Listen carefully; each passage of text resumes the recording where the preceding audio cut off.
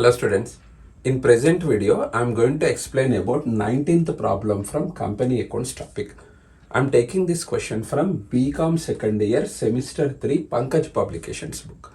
Previous videos links are available in the description box. Let us see the question first. 19th problem. TT Limited issued 50,000 equity shares of 10 rupees each at par. The entire issue was underwritten as follows. A. 30,000 shares. Firm underwriting 4,000 shares. B. 15,000 shares. Firm underwriting 5,000 shares. C. 5,000 shares. Firm underwriting 1,000 shares. The total applications including firm underwriting were for 40,000 shares. The marked applications for as under A. 10,000 shares. B. 7,000 shares. C. 3,000 shares.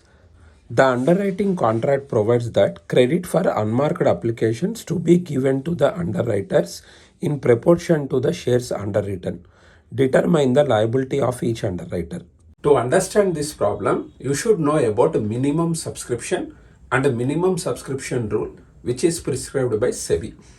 Let us see the meaning of minimum subscription with one example. XYZ Limited, a public limited company, wants 1 crore rupees capital. Company wants to collect this money by selling shares to public. So company decided to sell 10 lakh shares at the rate of 10 rupees each. Here 10 rupees is known as face value of one share. So company wants to collect this money through some installments. Application money, first installment, allotment money, second installment, call money, third installment.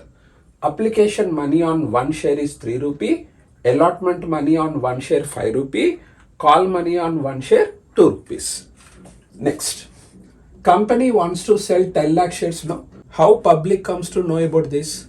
Company should give an advertisement. That advertisement is known as prospectus. So prospectus is an invitation made by the company to public for the subscription of company shares and debentures. Company issued prospectus on 1st April 2025. So company is going for a public issue, IPO, initial public offer. So as per SEBI, this public offer should be open for minimum 3 days and a maximum 10 days. And in our example, company wants to collect this money within 7 days. Means issue period is 7 days. Here, company issued prospectus on 1st April 2025, no? Means issue opening date is 1st April 2025. So from this date, 7 days if you count, then the date will be 7th April 25, no? This is known as issue closing date. So 7 days period is known as issue period. Now come to know what is minimum subscription rule. First of all, minimum subscription means what? See, issue capital is how much?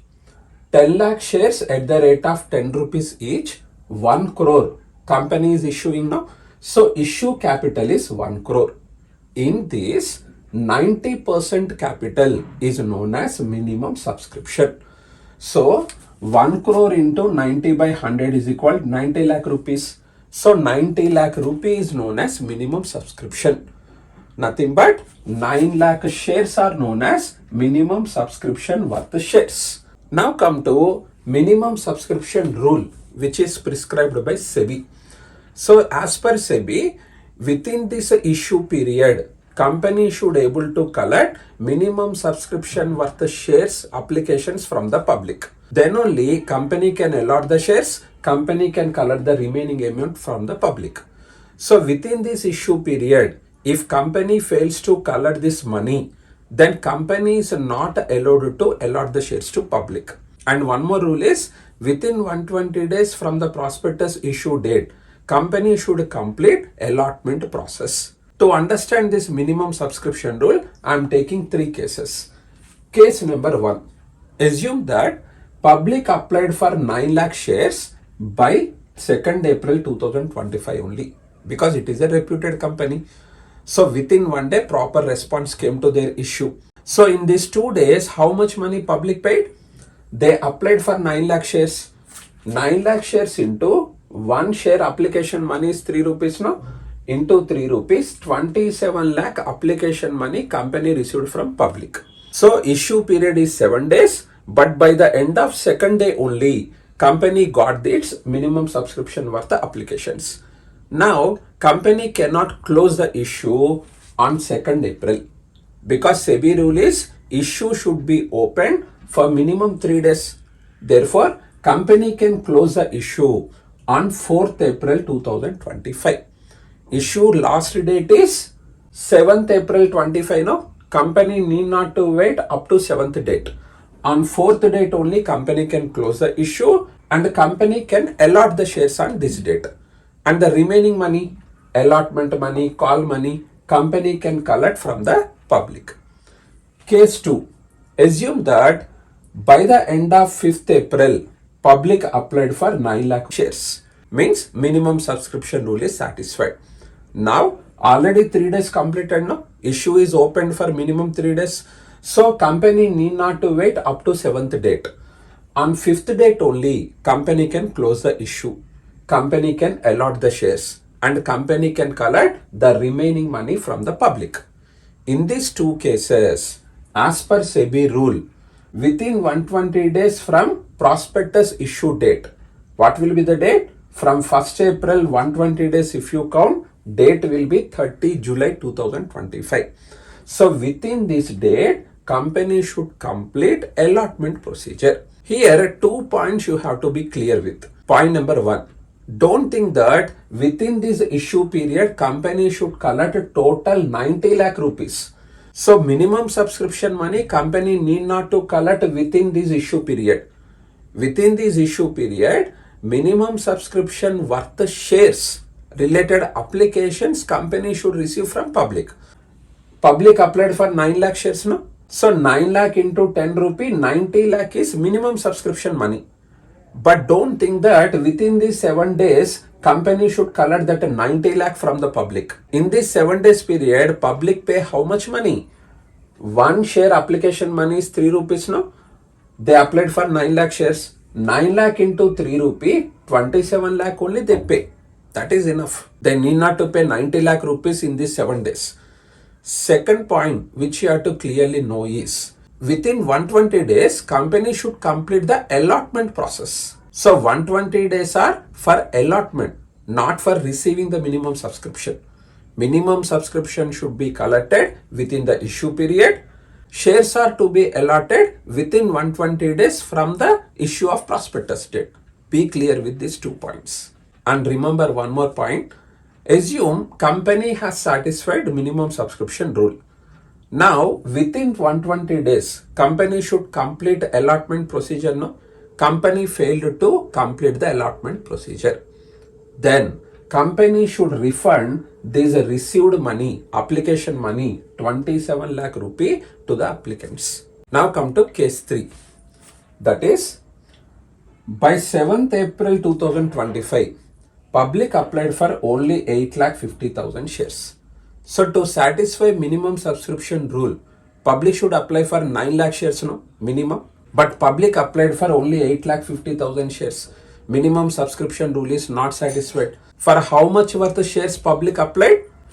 8,50,000 shares into 1 share face value 10 rupees, no?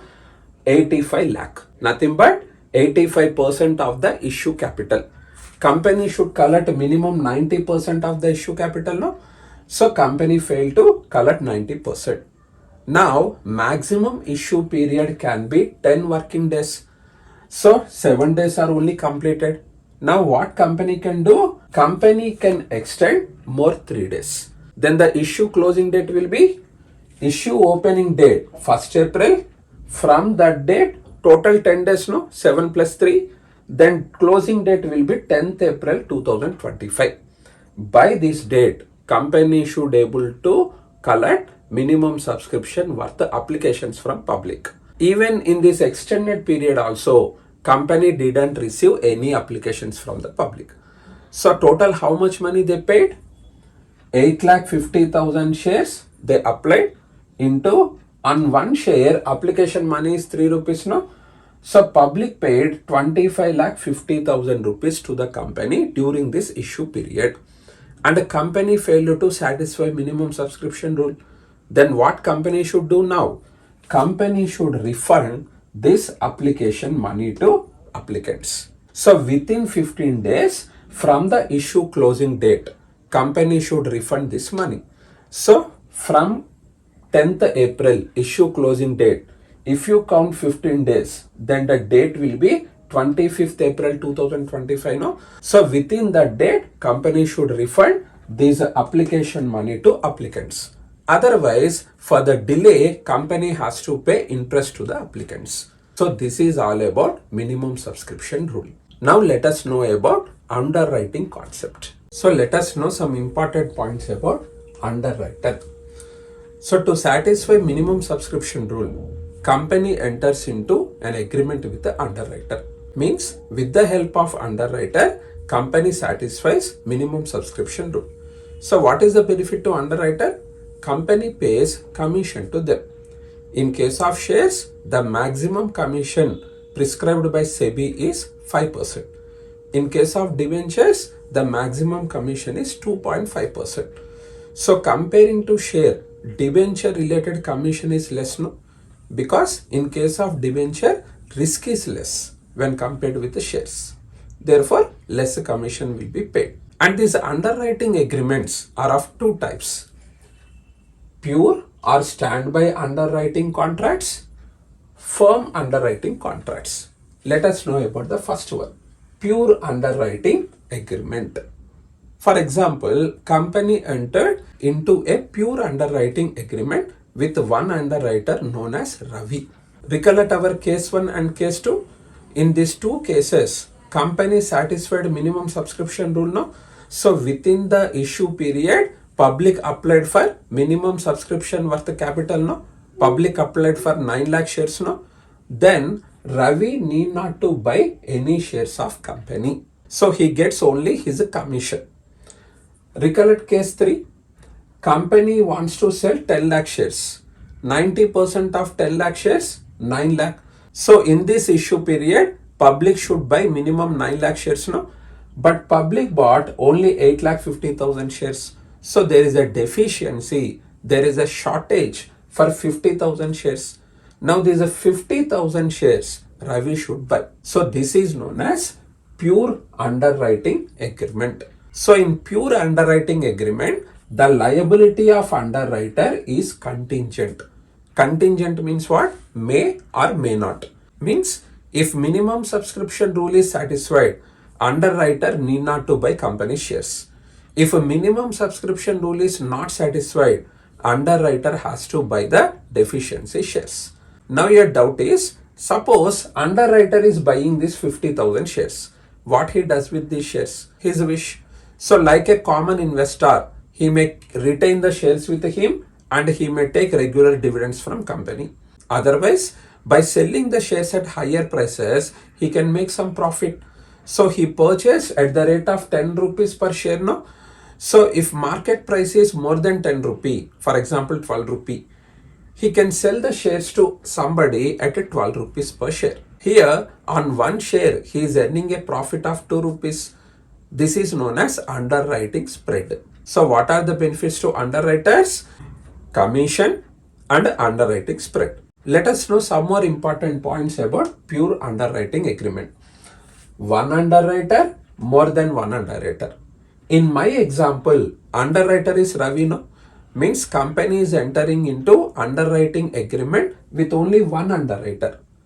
In some cases, company may make underwriting agreement with more than one underwriter. For example, for these 10 lakh shares, there are 3 underwriters, A, B, C. So shortage is for 50,000 shares, no? Now ABC will take the responsibility of buying these 50,000 shares. In an agreed ratio, they buy these deficiency shares. And one more point is complete underwriting, partial underwriting. So in our example, company is selling 10 lakh shares. Assume that Ravi has made one underwriting agreement with the company for total 10 lakh shares. This is known as complete underwriting agreement. Partial underwriting means what? For example, Ravi has entered into an agreement to underwrite only 4 lakh shares.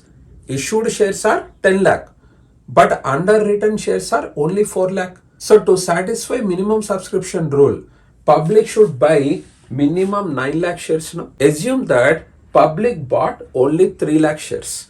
Now how much is the deficiency shares? 9 lakh minus 3 lakh, 6 lakh. Now Ravi doesn't buy 6 lakh shares. As per the underwriting agreement, he purchases only 4 lakh shares. So for remaining 2 lakh shares, company has to act as an underwriter. Means company has to try to sell this deficiency shares to somebody. Thus, in case of partial underwriting, underwriter doesn't take entire risk. Partial risk only he takes. For remaining shares, company should act as an underwriter. So here, these 4 points, one underwriter, more than one underwriter, complete underwriting contract, partial underwriting contract. These 4 concepts are applicable to firm underwriting also. So first point, pure underwriting agreement is completed. Now let us know about firm underwriting agreement. Now come to second point, firm underwriting agreement. Here, like a pure agreement, underwriter enters into a general underwriting contract with the company. So here, his liability is contingent. In addition to this agreement, underwriter enters into a buying contract also. So in case of this additional agreement, underwriter's liability is definite. So to understand this point, let us see the information given in this present problem. In present problem, he is giving that there are 3 underwriters, A, B, C. So more than one underwriter we have. Company is going to issue 50,000 shares now, and the company has entered into a general underwriting agreement with these 3 members. So as per this general agreement, A has given underwriting for 30,000 shares. B has given underwriting for 15,000 shares. C, 5,000 shares. So A is giving underwriting for 30,000 shares now. What is the meaning of that? If company fails to satisfy minimum subscription rule, then A is ready to buy 30,000 shares of company. In case of B and C also same meaning. In addition to this general underwriting, they have given firm underwriting also. Nothing but they have entered into one buying contract also. So like a common investor, they want to buy a definite number of shares from company. So A wants to buy 4,000 shares. B wants to buy 5,000 shares. C wants to buy 1,000 shares, irrespective of the public subscription.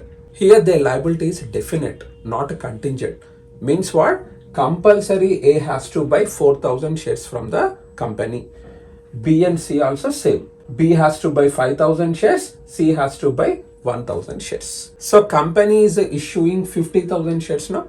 In these 50,000 shares, 4,000 plus 5,000 plus 1,000, total 10,000 shares, company is going to sell to underwriters only. So from underwriters, how much capital is coming to company? 10,000 shares, 1 share, face value is 10 rupees now. 1 lakh rupees going to come from underwriters. 1 share, face value is 10 rupee. Company is selling 50,000 shares. 50,000 into 10 rupee, 5 lakh. So in 5 lakh rupees capital, from underwriters only, 1 lakh rupees capital will definitely come. So for 1 lakh capital, there is a guarantee to the company. So this is known as firm underwriting agreement. So in case of oversubscription, what happens? Let us see. Suppose public applied for 60,000 shares. So demand is for 60,000 shares, but supply is only for 50,000 shares. Company cannot satisfy all applicants. If there is no firm underwriting agreement, then there is a 60,000 shares are allotted to public on pro rata basis. But in case of firm underwriting agreement, how company allots the shares? Let us see. First, 10,000 shares company allots to ABC only. So 50,000 shares minus 10,000 shares. Remaining shares with the company are 40,000. Now company allots this 40,000 shares to general public on pro rata basis. So in case of a firm underwriting agreement, there is a benefit to underwriters. Even though there is oversubscription, underwriters get compulsory allotment from the company. While allotting the shares, first preference will be given to underwriters only. So this is all about pure underwriting agreement and a firm underwriting agreement. Who act as underwriters? Investment banks, commercial banks, insurance companies, and brokerage firms. Next, what is the underwriter's obligation timeline? Company failed to collect minimum subscription worth applications from public. Then, from issue closing date within 30 days, company should inform this information to the underwriters. So here 30 days is maximum time. After receiving the information from company, within 30 days, underwriters should buy their shares. So 30 days plus 30 days. Total 60 days maximum time underwriters have to subscribe company shares. Now you came to know some basic information to understand this present problem. Let us see the information given in this present question. There is one public limited company. Company is issuing 50,000 shares at the rate of 10 rupees each. So total issue capital is 5 lakh rupees. And for these 50,000 shares, company entered into underwriting agreements with 3 underwriters, A, B, C. So here there are more than 1 underwriters. A has underwritten for 30,000 shares, B 15,000, C 5,000. So these shares are known as their gross liabilities. A's gross liability is 30,000 shares, B's gross liability 15,000 shares, C's gross liability 5,000 shares. And firm underwriting is A 4,000, B 5,000, C 1,000 shares. Means what?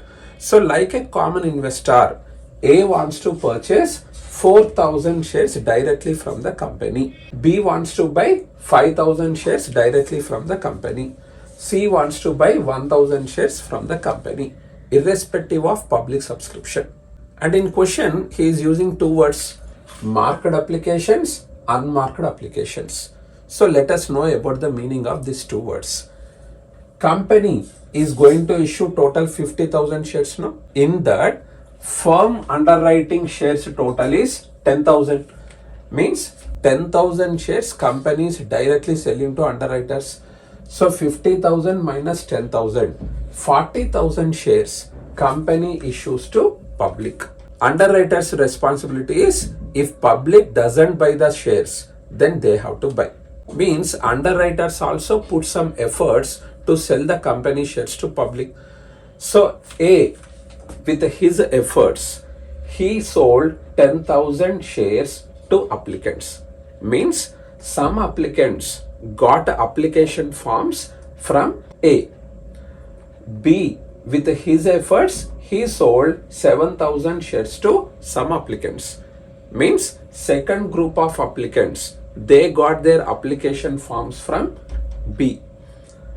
Third group applicants, they got application forms from C. Now, company should attribute this 10,000 shares to A, no? Attributing means what? Crediting. Nothing but subtracting. So, A's gross liability is 30,000 shares. With A's efforts, 10,000 shares are sold to public. Therefore, A need not to purchase these 10,000 shares, no? From his gross liability, we have to subtract this 10,000 shares. Similarly, from B's gross liability, 15,000 shares, we have to subtract 7,000 shares. From C's gross liability, 5,000 shares, we have to subtract 3,000 shares. Now the question is, how company is going to distinguish these underwriters related application forms from other forms? For that, when A is selling 10,000 shares to his applicants, on application forms, A puts his stamp. So underwriter A. Similarly, on these 7,000 shares related application forms, B puts his mark. On 3,000 shares related applications forms, C puts his label. Thus, if any application contains one underwriter stamp, that application is known as marked application. So total marked applications 10,000 plus 7,000 plus 3,000 is equal to 20,000. So with the efforts of underwriters from public for 20,000 shares applications came. Now the remaining shares are directly applied by the public to company. How many are the remaining shares? In 40,000 shares, marked shares are 20,000. So 40,000 minus 20,000, remaining 20,000 shares are directly applied by the public to the company. See, for total issue, underwriters are taking responsibility, no? But company is not going to blindly believe these underwriters. Company also put some efforts to sell the shares to public. So by seeing companies' advertisements, directly some applicants send application forms to company. So these applications forms do not contain any underwriter stamp. So these applications are known as unmarked applications. Why we are subtracting marked applications from gross liability? Now you have understood. Because A need not to buy these 10,000 shares. Not only that. So for remaining shares also, underwriter's liability is contingent, no? If public is not going to buy the shares, then only they become responsible. Here, public applied for 20,000 shares. Therefore, from underwriter's gross liability, this 20,000 shares also we have to subtract. Because public applied for these shares, means they need not to buy these shares. If there is only one underwriter, from his gross liability shares, we can directly subtract these unmarked applications. But here there are more than one underwriter, 3 underwriters are there. Then these 20,000 unmarked applications, how to attribute to these 3 members? That is a question mark. In question he is giving one sentence. The underwriting contract provides that credit for unmarked applications to be given to the underwriters in proportion to the shares underwritten. Means what?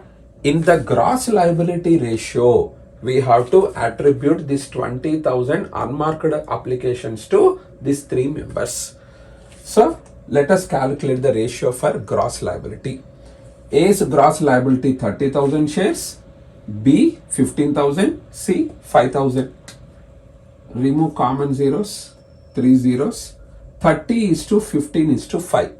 So 5 ones are 5, 5 threes are 15, 5 6 are 30. So gross liability ratio is 6 is to 3 is to 1.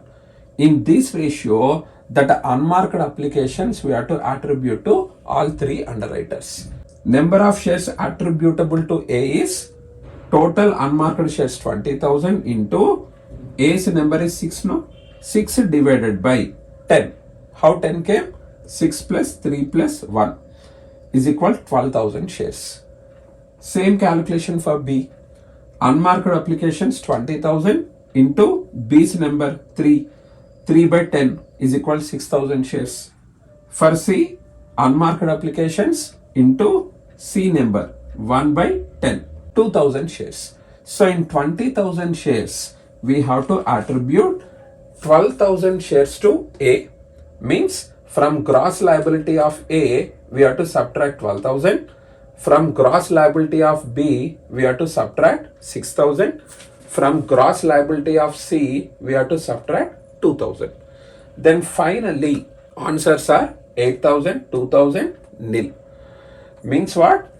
A has to purchase 8,000 shares. B has to purchase 2,000 shares. C need not to buy anything because answer is nil. And to this, we have to add firm underwriting shares also. Compulsory they have to buy 4,000, 5,000, 1,000 shares from company, no? So these number of shares also we have to add. Then total liability of A is 8,000 shares plus 4,000 firm's underwriting shares, 12,000 shares. Similarly, B 2,000 plus 5,000, 7,000. C, this is nil. Firm underwriting shares are only there.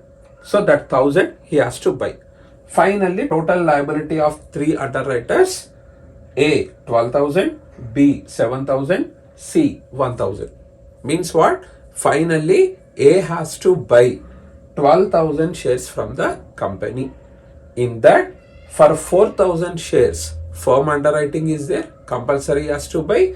So 12,000 minus 4,000, 8,000 shares are there now. So public failed to buy 8,000 shares, then he is responsible for that. Come to B, total he has to buy 7,000 shares. In that, firm liability is 5,000 shares, compulsory has to buy 5,000. Remaining 2,000 shares are what? Public failed to buy. That is why he is responsible for this 2,000 shares. See, his contingent liability is 0. Means public bought the required shares. He is not liable there. Firm's liability, compulsory has to buy 1,000 shares now. That 1,000 shares, if he buy, his responsibility will be fulfilled. So this is the meaning of question and a solution. Let us present this information neatly in a tabular form. See, this is a table. Table heading, statement showing the liability of underwriters. Particulars, number of shares. Under number of shares, total, A, B, C. Subcolumns. First, you have to start with gross liability. In question, he is giving that the entire issue was underwritten as follows. A 30,000 shares, B 15,000 shares, C 5,000 shares. These three numbers are known as gross liability shares. 30,000, 15,000, 5,000. Total 50,000 rupees. Minus marked applications. In question, he is giving that information clearly. The marked applications were as under. A 10,000 shares, B 7,000 shares, C 3,000 shares. Subtract them from gross liability. Then remaining shares 20,000, 8,000, 2,000. For this you have to write balance. These three marked shares total 20,000 shares minus unmarked applications in the ratio of 6:3:1. In working notes we have calculated no. Total unmarked applications are 20,000. In that, for A we have to attribute 12,000, for B 6,000, for C 2,000. So if you subtract unmarked applications, then the remaining values are 8,000, 2,000, nil. Plus liability for firm underwriting. In question, he is giving that information also. A, firm underwriting 4,000 shares. B, firm underwriting 5,000 shares. C, firm underwriting 1,000 shares. These three values we have to add here. 4,000, 5,000, 1,000. Then finally, the total liability of A is 12,000. B 7,000, C 1,000. Three figures total 20,000. So what is the meaning of this problem? Finally, A has to purchase 12,000 shares from the company. B has to purchase 7,000 shares. C has to purchase 1,000 shares. Observe total column also. Company issued 50,000 shares. In that, marked applications are total 20,000. Means 20,000 shares are sold by these underwriters only. If you remove that, remaining number of shares 30,000. Some applicants, without the help of underwriters, directly they send applications to company for 20,000 shares. 20,000 shares are unmarked shares. So from 30,000, if you subtract 20,000, then remaining number of shares 10,000. In this 10,000 shares, A has to buy 8,000 shares, B has to buy 2,000 shares, C need not to buy anything. Plus, there are firm underwriting shares. To A, company sells 4,000, to B, 5,000, to C, 1,000 directly. So total firm underwriting shares are 10,000. So total 20,000 shares underwriters, these three underwriters have to buy. In this 20,000 shares, A has to buy 12,000, B has to buy 7,000, and C has to buy 1,000 shares. Take a screenshot of this table. Take the screenshot of working notes. Continuation. This is the end of present video. Hope this video is helpful to you. Thank you.